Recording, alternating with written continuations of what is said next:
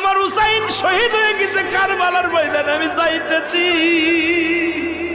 আমার হুসাইন ডাক দিছে নানাজি কইয়া, আমি রওজায় থাকতে পারি নাই রে। আমি হুসাইনের দেখার জন্য নবীজি রওজা থেকে উঠা গেছি।